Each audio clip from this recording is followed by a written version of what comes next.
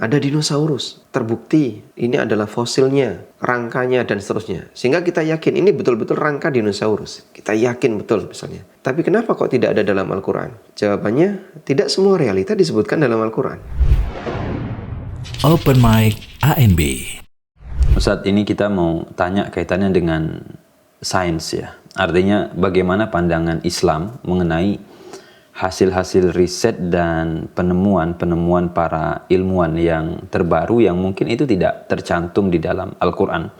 Dan hubungannya nanti, apakah benar bahwa Al-Quran itu kitab sains gitu. Sehingga kejadian di sekitar kita ataupun yang kita temukan dalam dunia modern ini sebenarnya sudah dijelaskan oleh Al-Quran.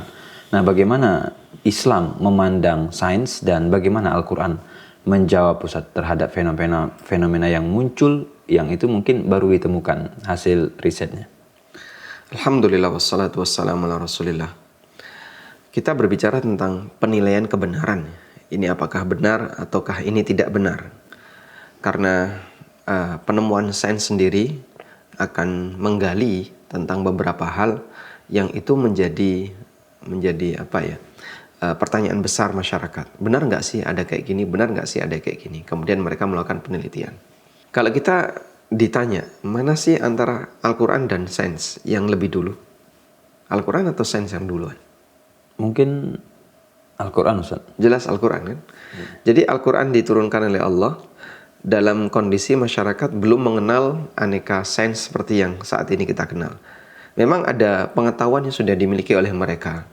Dan ada budaya atau teknologi sederhana yang mereka miliki ketika itu. Tapi tidak seperti yang sekarang kita jumpai, berkembang demikian pesat. Bahkan ada beberapa kondisi yang tidak terjangkau di masa silam, sekarang bisa dijangkau. Dengan adanya misalnya teropong, dengan adanya apalagi misalnya USG, dan seterusnya. Sehingga kalau Quran lebih dulu, lalu baru ada sains. Pernyataan mana yang lebih benar? Al-Quran membenarkan sains ataukah sains membenarkan Al-Quran? Sains membenarkan Al-Quran. Sains membenarkan Al-Quran. Jadi kita tidak mengatakan Al-Quran membenarkan sains. Karena kalimat ini berarti sains ada lebih dulu, kemudian dinyatakan kebenarannya oleh Al-Quran. Tapi yang lebih tepat adalah Al-Quran dibenarkan oleh sains. Artinya begini, ada beberapa teks dalam Al-Quran yang menyinggung tentang kejadian yang tidak dijangkau oleh manusia di masa dulu. Misalnya tahapan-tahapan penciptaan manusia. Manusia diciptakan dari mudghah, kemudian atau sebelumnya dari alaqah, kemudian dari mudghah, kemudian mudghah jadi idham, lalu fakasawnal idhama lahman, kemudian tulang itu kami bungkus dengan daging.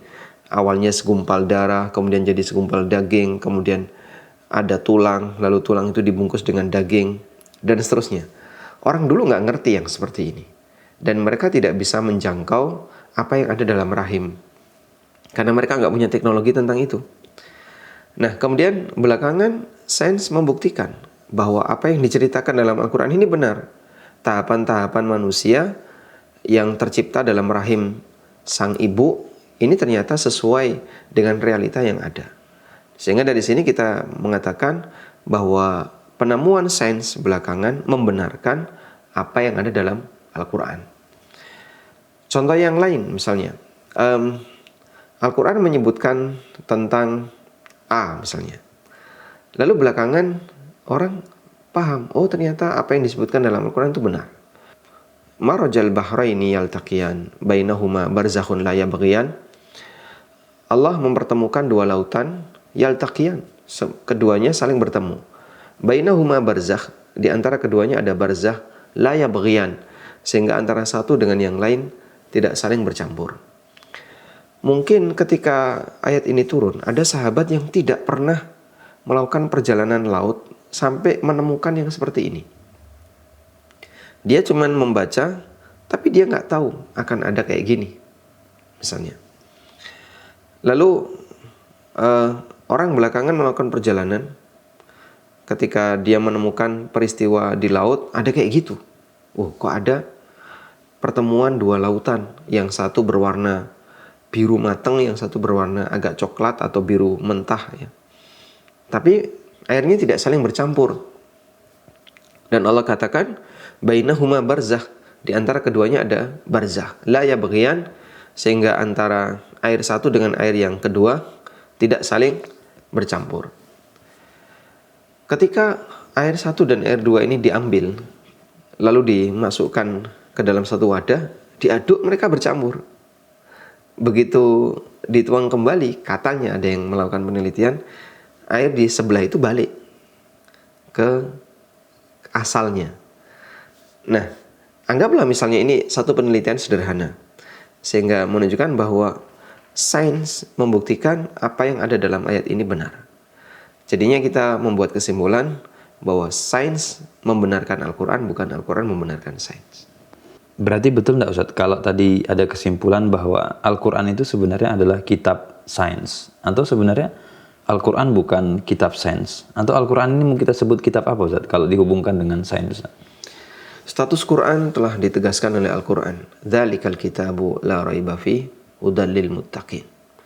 Tidak ada, itu adalah kitab yang tidak ada keraguan di dalamnya. Hudan lil muttaqin, sebagai petunjuk bagi orang-orang yang bertakwa. Sehingga dia adalah kitab petunjuk. Dan ada banyak sekali teks dalam Al-Quran bahwa Al-Quran adalah kitab petunjuk. Kitabun anzalnahu ilaika mubarakun yadabbaru ayatihi. Ini adalah kitab yang kami turunkan kepadamu, mubarakun, dan dia diberkahi, liyadabbaru ayatihi, agar kau merenungi isinya. Dan di ayat yang lain Allah Ta'ala menyebut Al-Quran sebagai rahmat dan syifa bagi orang-orang yang beriman. Sehingga kita bisa menyimpulkan bahwa status Quran telah ditegaskan oleh Al-Quran. Dia adalah sebagai sumber hidayah dan sebagai rahmat bagi orang yang beriman. Hidayah untuk mendapatkan apa? Kebahagiaan dunia dan akhirat. Maka penjelasan dalam Al-Quran dibutuhkan oleh mereka yang beriman agar mereka bisa menjadi seorang mukmin yang baik, seorang pribadi yang baik. Nah, tentu saja hal ini tujuannya adalah bagaimana mereka bisa bahagia di akhirat. Karena akan ada kehidupan yang kedua yang tidak bisa dijangkau oleh akal. Nah, di posisi ini, kalau disebut Quran adalah kitab sains, mungkin terlalu berlebihan. Memang ada sisi sains yang disinggung, tapi tidak keseluruhan. Karena kalau Quran itu kitab sains, tentu saja yang berkepentingan hanya orang yang membidangi sains saja. Dan kita tahu tidak semua manusia dia membidangi sains. Misalnya mereka yang kegiatan sehari-harinya hanya sebatas kegiatan kerja sederhana, dia tidak terlibat dalam penelitian dan seterusnya, sehingga dia nggak ngerti tentang perkembangan sains. Bahkan dia nggak ngubris misalnya ada penelitian-penelitian baru yang sempat viral, dia mungkin nggak baca. Dia seorang petani Muslim, dia sholat, dia seorang nelayan, dia kerja di tempat tertentu, dan dia nggak begitu peduli dengan aneka penemuan sains. Nah, apakah orang semacam ini kemudian kita katakan berarti dia tidak mengindahkan Al-Quran? Bukan demikian. Orang ini mengindahkan Al-Quran dalam arti dia bisa baca, dia gunakan Quran itu untuk belajar sesuai kemampuannya. Tapi di bidang sains mungkin dia tidak begitu perhatian. Artinya disebut sebagai kitab sains itu mungkin terlalu berlebihan, kesimpulan yang berlebihan.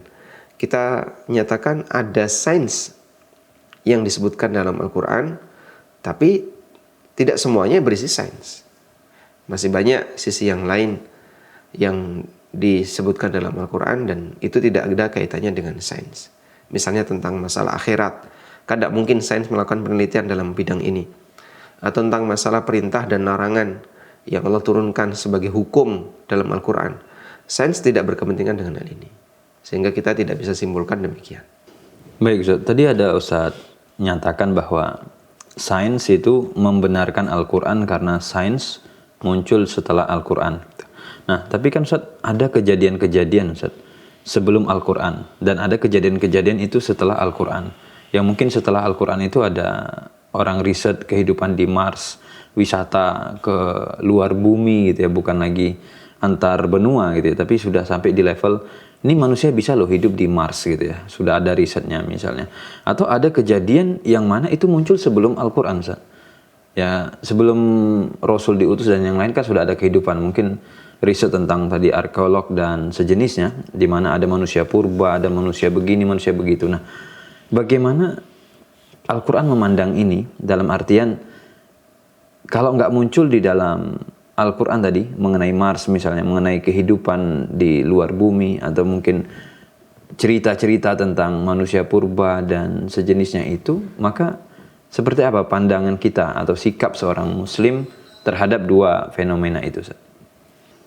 Jadi kalaupun ada penelitian dan itu real adanya, misalnya tentang manusia purba atau dinosaurus misalnya, kalaupun itu real, misalnya ada dinosaurus terbukti ini adalah fosilnya, rangkanya dan seterusnya, sehingga kita yakin ini betul-betul rangka dinosaurus, kita yakin betul misalnya.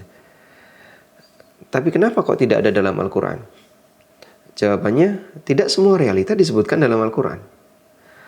Semua isi Quran tidak ada yang bertentangan dengan realita, tapi tidak semua realita disebutkan dalam Al-Quran.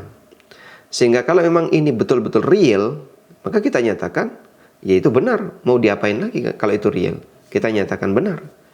Tapi kenapa tidak ada dalam Al-Quran? Karena Al-Quran tidak menyebutkan semua realita. Kalau semua realita disebutkan dalam Al-Quran, nanti Quran jadinya kitab Lauhul Mahfudz, kitab catatan takdir yang menyebutkan semua kejadian dari zaman azali sampai kiamat.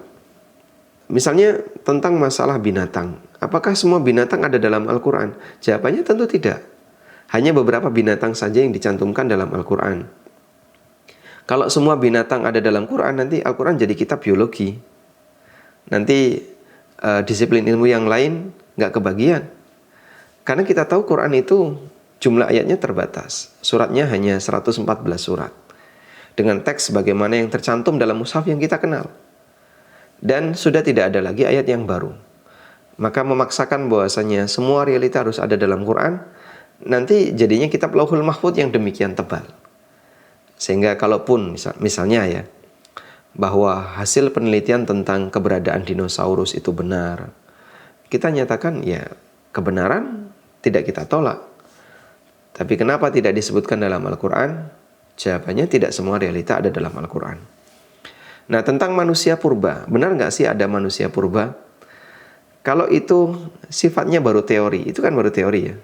Sehingga ada yang bilang dulu nenek moyang kita seperti ini, kondisi manusia dulu seperti ini, itu kan baru teori.